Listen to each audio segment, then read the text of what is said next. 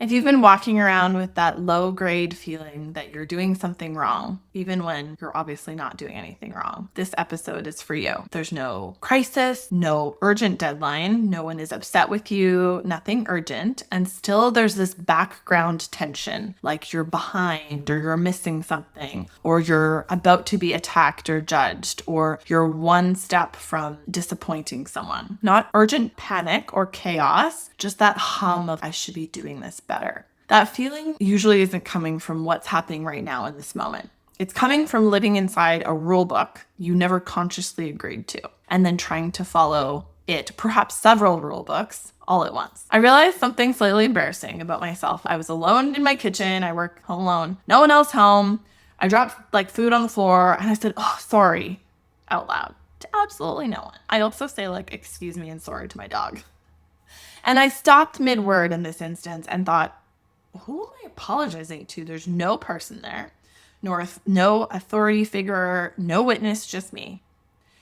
And it occurred to me that I wasn't apologizing to a person. I was apologizing to a rule that says, don't make a mess. You might get in trouble. Don't be so careless. Don't be so inconvenient. Don't create extra work. Don't be a problem, right? These voices. And once I noticed it, I couldn't unsee it. I couldn't unsee how many of these tiny rules were running in the background all day long. Hey, you're listening to Back to You with Ann Jones, the podcast for high-capacity women who are tired of holding everything together while quietly losing themselves. Here we rebuild calm, clarity, and self-trust so you can stop reacting to life and start living it on your own terms.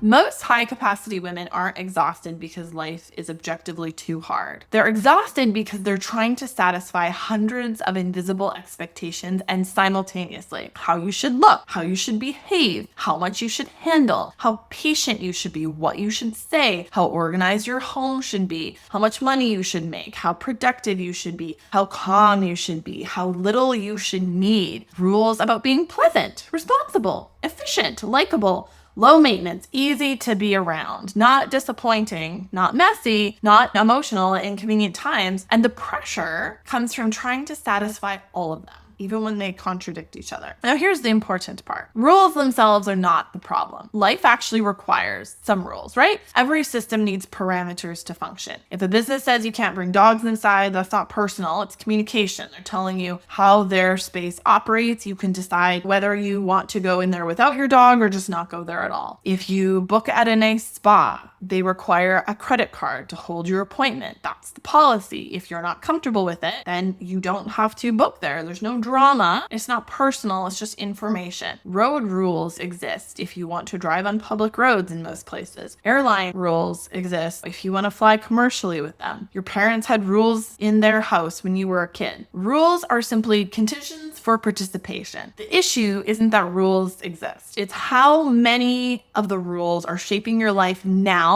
that aren't ones that you consciously chose as an adult. They were absorbed early and never revisited.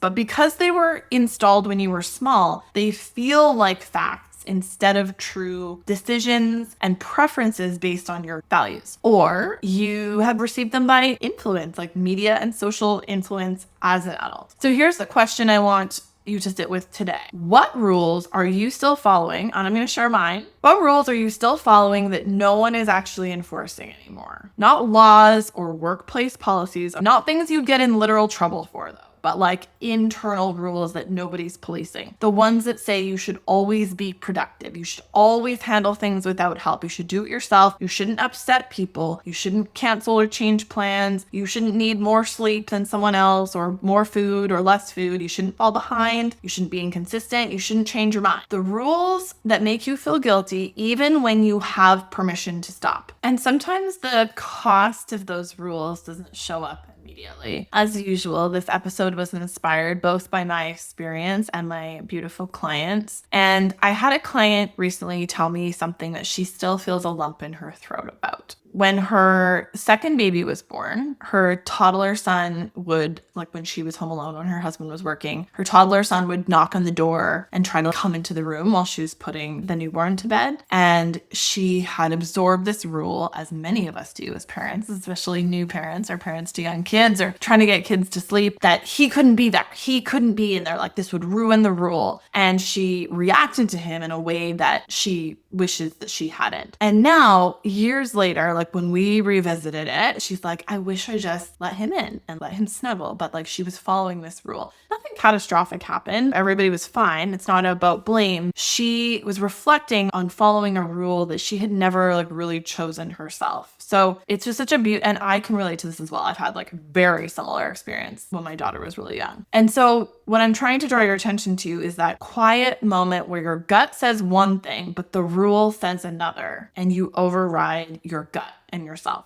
That's the part that sticks. Who would you be if you weren't trying to be good all the time? Not reckless, not selfish, not irresponsible, just not constantly over-responsible and measuring yourself against an invisible checklist. Because a lot of the pressure high-achieving women feel is not coming from their actual circumstances. It's coming from the gap between real life and the standards they think they're supposed to meet. Standards about appearance, productivity, parenting, relationships, aging, health, nutrition, success, money, emotional control, and how much you should be able to carry without complaining. Most of these standards were not consciously chosen. They're someone else's thought, or they were picked up from family, school, culture, religion, diet culture, workplace, social media, and from watching other women run themselves into the ground and calling it the way it is. So if you were praised for being capable, mature, helpful, easy, questioning those rules probably didn't feel safe and probably doesn't feel safe, so you kept them. Here's where it gets interesting, because adulthood is not about having no rules. That's chaos, right? Adulthood is about choosing your rules and your structure consciously. So many years ago, I started asking myself a different question. Not how do I get rid of rules, but which ones are actually mine? Which ones actually make my life better, calmer, kinder, richer, simpler, and more aligned? And which ones are not mine or just create pressure, guilt, or performative effort? And once I started looking at it that way, I realized I actually do live by a lot of rules. But the difference is I chose them, or I consciously decided to keep them. Like I heard it and I liked it, and I choose to keep it because it's in line with my values. Not because I'm afraid of getting in trouble, not because anybody's watching, and not because I'm trying to be impressive, but because they support the kind of life and energy that I want to live inside. I'm going to share them with you. And when you group them, they stop feeling like pressure and start looking like design.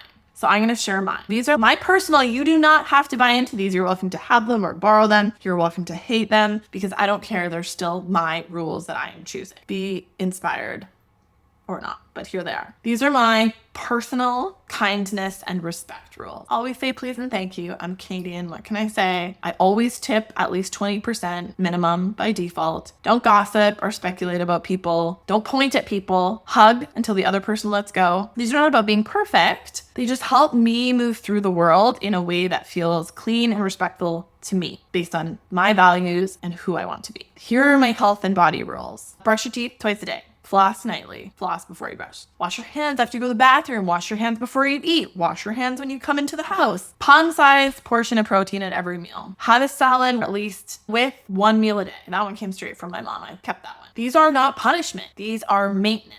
Don't drive if you can bike. Don't bike if you can walk. Here are my relationship and communication rules. Never say something to myself I wouldn't say to a friend. I don't even think it. And if I do, I catch it and correct it. I use the word and instead of but whenever possible. Listening to something can be multitasking, but looking is a single task activity. So if I'm looking at a computer, a phone, a TV, I'm not doing anything else. These protect my connection and my mental health. Here are my home and daily life rules. No shoes in the house. Gross. Make coffee and lunch the night before, not the morning of. Protects my peace. Rise, pee, meditate. Open the blinds. First thing. Never go to bed without washing your face, no matter how tired or intoxicated you are. Tiny things that remove friction from the day. These are my personal boundaries and identity rules. I don't drink alcohol when Matt is working. I don't buy gifts just because it's somebody's birthday. I need a gift. I want to be inspired. I want it to be for you. Never tell a lie. It's just easier. Don't smoke. Don't wear Crocs or flip-flops unless you're getting from the pool out of the pool. And that's when it's funny. I just thought of it while I was making this list, but I have this habit of when I get dressed, matching my underwear to whatever I'm wearing that day, which is like totally arbitrary, but it's not hurting anybody. I might keep it. Now, that probably sounds like a lot of rules when I say it out loud, but I just wanted to give you examples because in my real life, it is not heavy. It is stabilizing and it feels free because I know what my personal operating procedure is. I also have one for my relationship, for parenting, and for how I earn and spend money. And those are mine and they are stabilizing. So it makes it very easy to make a decision or a choice because I already know what I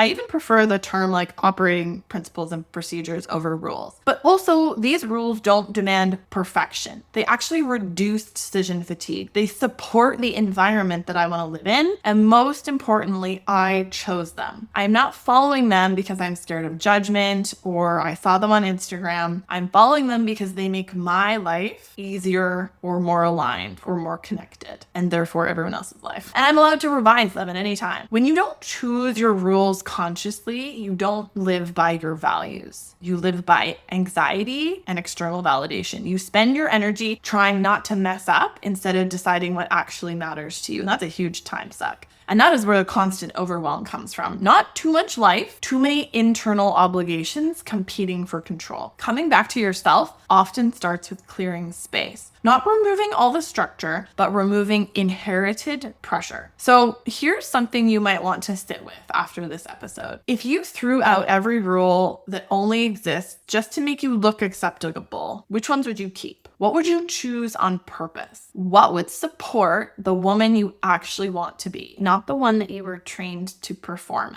as? This is the deeper work behind back to you. Not becoming a different person, not optimizing yourself into exhaustion, not chasing endless discipline, but learning how to come back to your own center and build the life you desire from there. If this stirred something in you, the waitlist for Back to You is open right now. Doors are not open yet, but the women on that list will get bonuses, first options for VIP, and the earliest access. And if a full program feels like too much right now, start with the free self-trust email experience. It's short, it is calm and easy, it is designed for the moments when you feel scattered, overwhelmed, or pulled in 11 directions. You do not need a new personality. You do not need more pressure. You just need fewer rules that don't belong to you and a stronger connection to the ones that do. Thank you for listening. I'll see you next week.